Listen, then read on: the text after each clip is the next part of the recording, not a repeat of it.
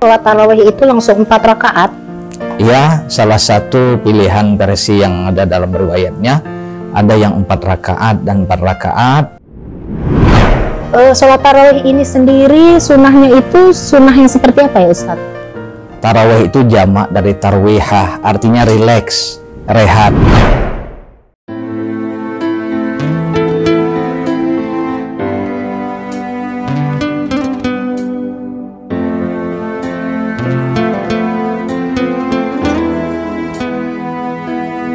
Kembali lagi bersama saya Samia dan Ustadz Zaki. Nah Ustadz, kita sudah bicara tentang tarawih. Sekarang kita masuk ke highlight of the day di bulan Ramadan, yaitu buka puasa nih Ustadz. Nah, tradisi yang ada di Indonesia nih saat ini, bukan saat ini aja ya, udah dari kapan tahu, adalah ngabuburit, terus bukber ya, sehingga banyak melalaikan ibadah-ibadah wajib kadang-kadang, misalnya sholat maghrib, jadi terabaikan. Nah, menurut Ustadz bagaimana Ustadz? Ya, ini menjadi peringatan buat kita semua bahwa harus memprioritaskan yang mana. Sebisanya yang wajib menjadi hal yang prioritas. Kemudian kebersamaan dalam berbuka tentu memberikan efek baik buat silaturahim, kekompakan, syiar, mesti harus diurut setelah kewajiban. Boleh saja berbuka puasa bersama, tapi ingat jangan sampai maghribnya lewat. Nah, kalau sampai lewat maka kita mengambil perak untuk melepas emas. Ya, berarti sayang sekali ya. Jadi jangan sampai kita melewatkan ibadah yang wajib seperti sholat maghrib, terus keenakan makan sampai lupa waktu, tiba-tiba sudah azan isya. Iya. Nah, jadinya buat apa gitu, kosong ya dapatnya. Iya, kasihan ya. Nah, sayang. terus berkaitan dengan buka puasa nih Ustadz ya. Buka puasa itu kan dari zaman saya masih kecil, kita masih kecil juga, itu waktu belum ada handphone, kita patokannya kalau nggak di masjid, dari televisi ya. Di televisi selalu nyala untuk menunggu beduk azan itu. Nah, sekarang yang saya ingin tanyakan adalah, apakah waktu berbuka itu standarnya mendengar beduk atau pas muazin azan? Ya, sebetulnya yang menjadi patokan kita untuk berbuka adalah ghurubus syams, terbenamnya matahari, atau kumandang azan maghrib menandakan salat maghrib telah dimulai. Nah, lazimnya kita di Indonesia didahului dengan pemukulan beduk. Ada juga masjid yang menggunakan sirine, ada juga yang tidak, hanya langsung dengan mengumandangkan azan. Pilihan-pilihan itu fleksibel. Yang diingat adalah ketika memukul beduk pastikan waktunya sudah masuk, sehingga nanti orang-orang yang berpuasa tahu ketika pemukulan beduk meskipun belum azan dia sudah boleh berbuka puasa ya. Jangan sampai nanti pemukul beduk mendahului sekian menit, kemudian lama itu Ustaz, menit, mungkin detik kali ya, detik, sekian detik, kemudian azan. Jadi akhirnya orang karena dengar beduk udah berbuka, padahal yang jadi standar masjid ternyata azan. Ini akhirnya bahaya ya. Iya, itu bisa membatalkan puasa. Ya tentu bagi orang-orang yang tahu ya, tapi yang tidak tahu insya Allah dimaafkan. Jadi standarnya adalah masuk waktu itu terbenam matahari atau masuknya waktu maghrib dengan kumandang azan atau pemukulan beduk, terserah. Ya. Jadi kalau pura-pura tidak tahu gimana Ustaz? Tentu itu tidak bisa menolerir kesahan puasa kita. Pokoknya kalau pura-pura, batal lah puasa gara-gara sekian detik nggak sabar, akhirnya bablas. Itu ya. Padahal kita udah menunggu 1 hari, terus gara-gara berapa detik aja kita nggak mau sabar ya. Oke, sekarang juga Sobat UNH yang marak dibicarakan, perdebatan antara doa mana sih yang cocok atau afdol nih, atau sesuai arahan Rasul untuk berbuka puasa. Karena saya atau anak saya sekarang juga di sekolah tuh diajarkannya yang doa Allahumma lakasumtu. Tetapi ada pendapat lain, referensi lain mengatakan bahwa itu tidak sesuai dengan hadis. Jadi lebih baik doa yang lain dari referensi yang lain. Itu bagaimana Ustaz? Betul. Inilah pentingnya kita untuk bijak melihat dan belajar yang banyak. Apa dia? Bahwa yang telah menjadi jamak kita baca, banyak diajarkan dari kecil, umpama Allahumma laka sumtu wa bika amantu ala rizqika abtatu birahmatika ya arhamar rahimin. Ini adalah gabungan kombinasi antara doa yang diajarkan oleh Rasul dan penambahan yang saya nilai baik, itu relevan, masih sesuai dengan yang diinginkan oleh Rasulullah SAW dan pesan agama, ya. Tetapi belakangan ada pandangan yang mengedepankan riwayat hadis yang lain yang mengatakan, oh kalau buka puasa itu bacaannya bukan yang begitu, yang maksur, yang ada riwayatnya begini, Rasul itu kalau berbuka zahabaz zama wabtallatil auruq wasabatal aju insyaallah, telah begini, hilanglah dahagaku, tenggorokanku kini telah basah, dan mudah-mudahan dapat pahala dari Allah. Itu betul Rasul pernah sampaikan. Tetapi riwayat hadis yang lain, Allahumma laka sumtu wa ala rizqika abtartu, ada juga. Nah, sekarang ada ulama yang mengcombine, memasukkan Allahumma laka sumtu wa bika amantu wa ala rizqika abtartu birahmatika arhamar rahimin, juga bagus. Memang kalau dalam doa itu idealnya dalam Al-Quran, kemudian turun lagi, ada nggak di dalam hadis Rasulullah ajarkan, tapi turun lagi ada yang diajarkan oleh ulama-ulama.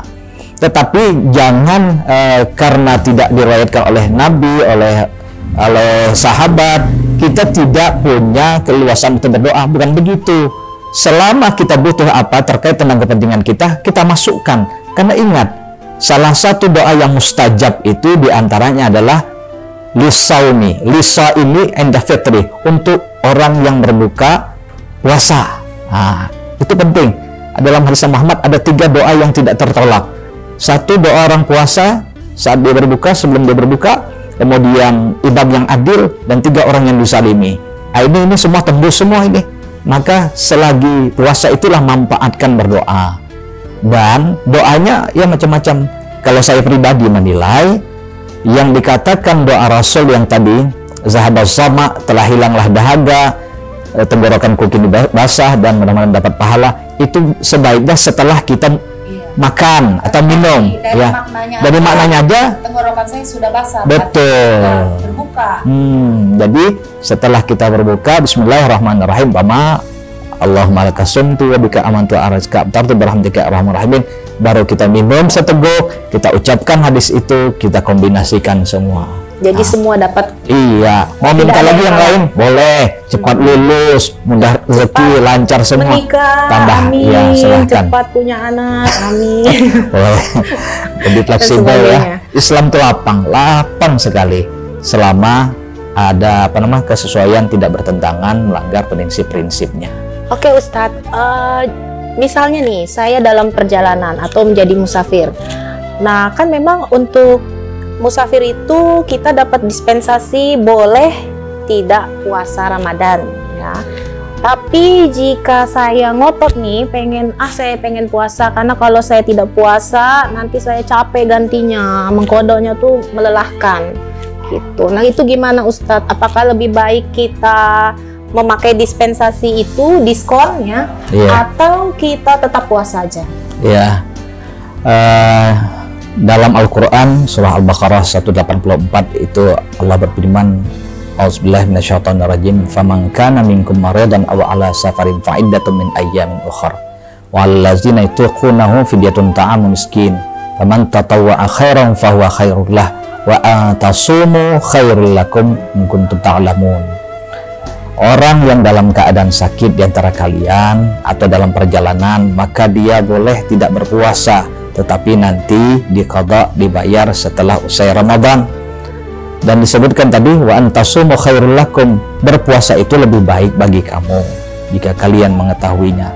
Jadi ada perbedaan pandangan ulama. Ada kalangan ulama yang memandang, ini terutama mazhab Imam Ahmad, bahwa selagi Allah memberikan keringanan dalam hukum, maka ambil.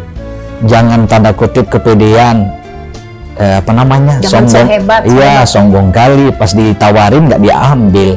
Begitu dikasih hukuman yang standar normal, kita iba-iba tolong dong dikasih keringanan. Nah, ini diberikan kesempatan bagi yang dalam musafir, boleh tidak berpuasa, tapi ingat dibayar. Tetapi sebagian kita kan kalau dalam perjalanan ini ada yang merasa sama sekali tidak capek, tidak lelah. Kita sekarang ini kalau ke Jakarta, umpama ibu-ibu mau belanja ke Tanah Abang, itu berangkatnya jam 6 pagi, jam 7, jam 8 sudah ada di Tanah Abang, bahkan lebih awal lagi. Di bandara mungkin ya, karena Jakarta macet tuh. Mungkin macet, ya.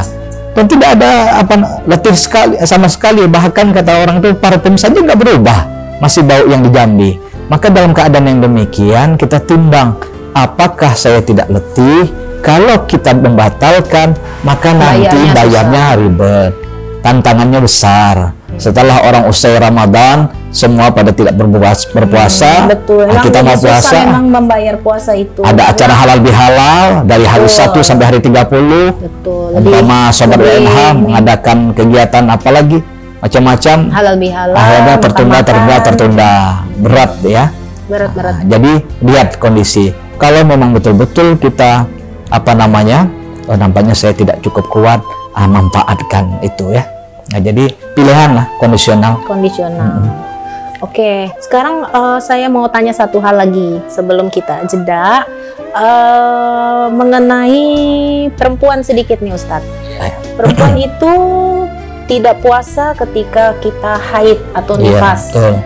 Tapi yang saya lihat nih, beberapa perempuan atau wanita di luar sana itu demi memfullkan ibadah Ramadannya, puasa Ramadannya ini sebulan penuh, maka dia minum pil.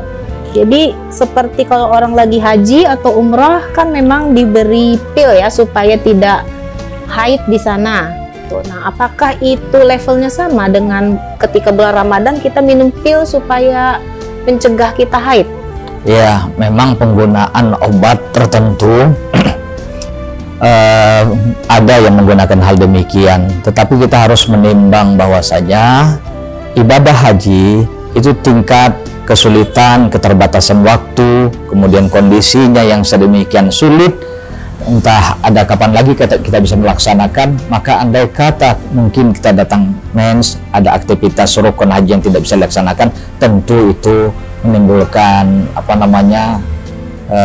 mudarat atau kekhawatiran tidak bisa melaksanakan ibadah haji lagi. Maka ulama memberikan jalan untuk kebolehan kita menggunakan obat yang dapat menahan dari menstruasi. Lain kasusnya dengan puasa. Puasa ini insya Allah tidak ada halangan apapun, dan itu adalah hadiah dari Allah buat perempuan.